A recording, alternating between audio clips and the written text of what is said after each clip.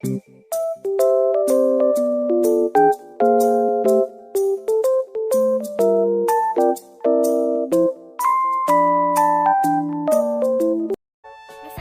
merupakan negara kepulauan yang memiliki berbagai budaya yang sangat beragam.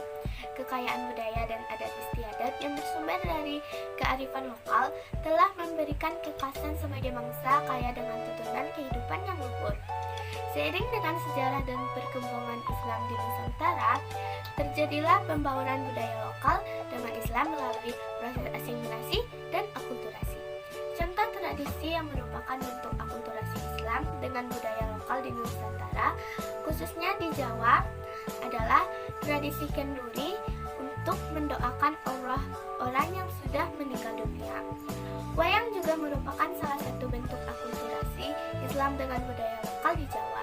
Beberapa contoh akulturasi lainnya adalah tradisi sekaten di Yogyakarta dan Surakarta, arsitektur sejumlah masjid di Jawa yang merupakan perpaduan corak Hindu atau Buddha dan Islam, tembang-tembang Jawa yang sedikit diubah untuk dakwah, dan lain sebagainya.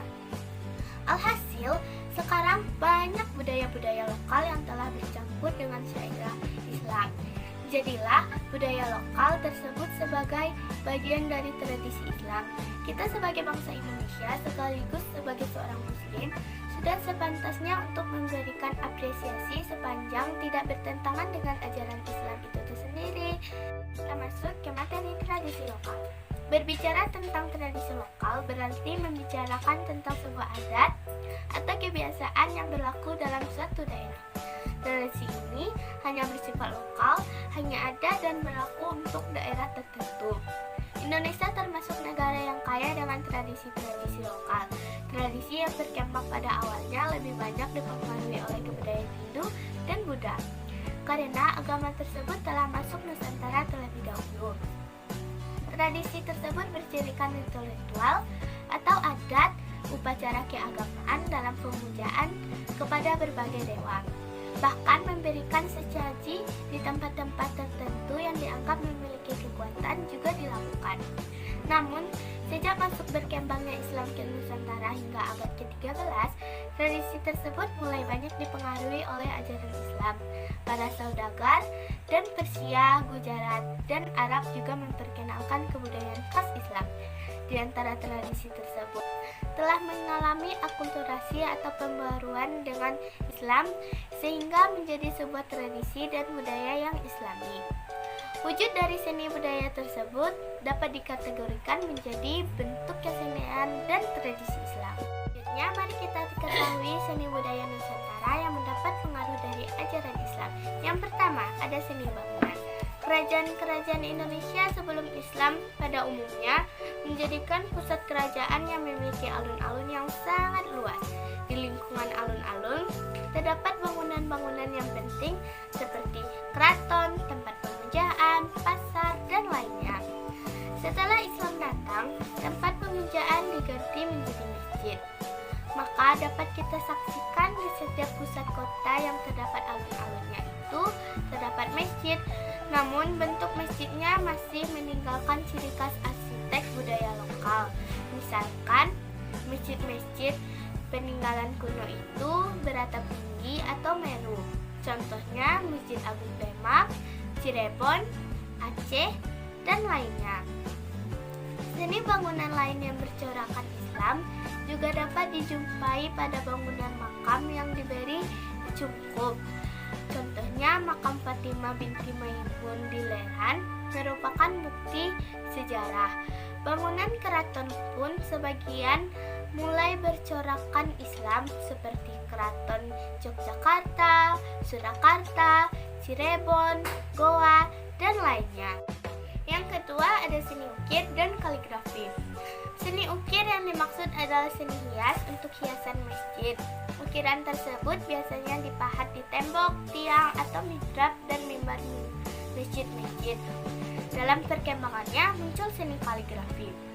Kaligrafi adalah seni menulis indah dengan merangkaikan huruf-huruf Arab atau ayat suci Al-Quran, hadis, asma Allah Subhanahu wa Ta'ala, maupun kata-kata hikmah sesuai dengan bentuk yang diinginkan.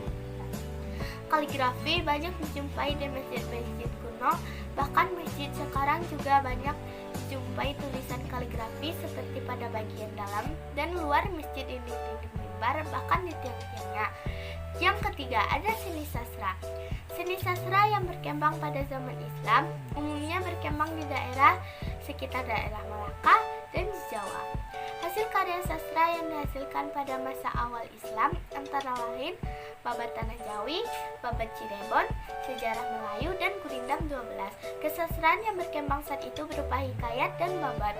Hikayat adalah cerita atau dongeng yang berisi tentang sejumlah peristiwa sejarah yang menakjubkan dan tidak masuk akal.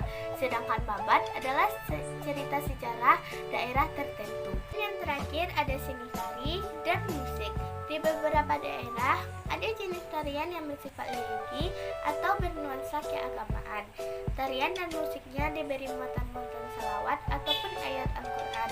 Contohnya tari sipin, dapus, dan seperti di daerah Banten, Aceh, dan Minangkabau.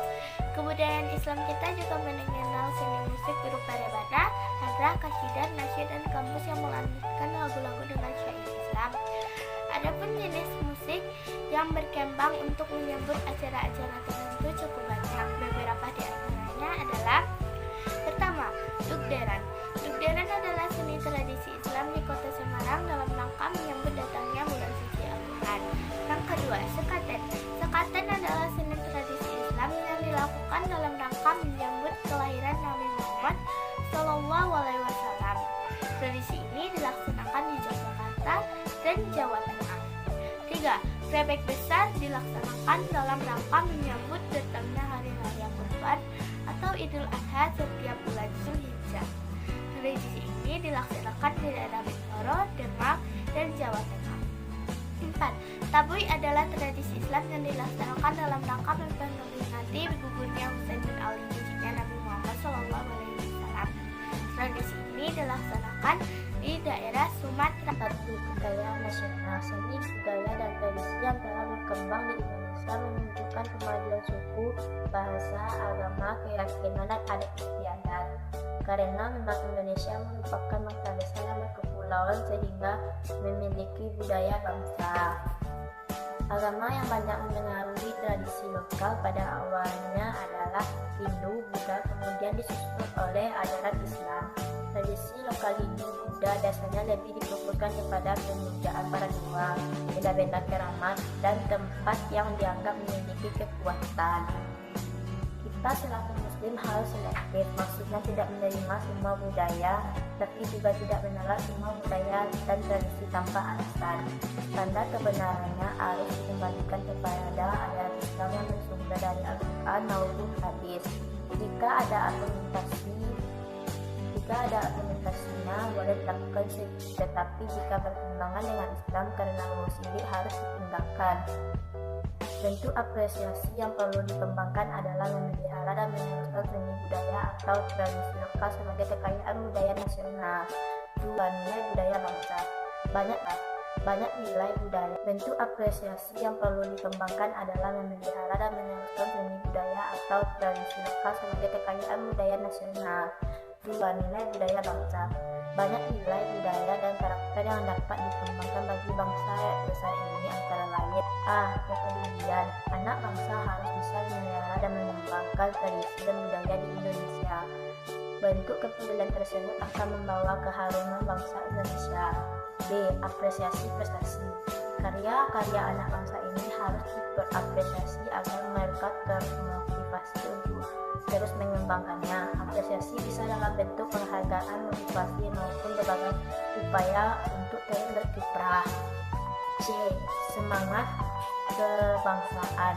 Dengan keberagaman budaya, maka akan menumbuh semangat kebangsaan karena budaya tersebut sebagai budaya bangsa yang bermartabat. Meskipun bukan berasal dari suku atau daerah, namun setiap warga negara merasa memiliki dan bangga dengan budaya daerah lain dalam kerangka menjaga persatuan dan kesatuan bangsa.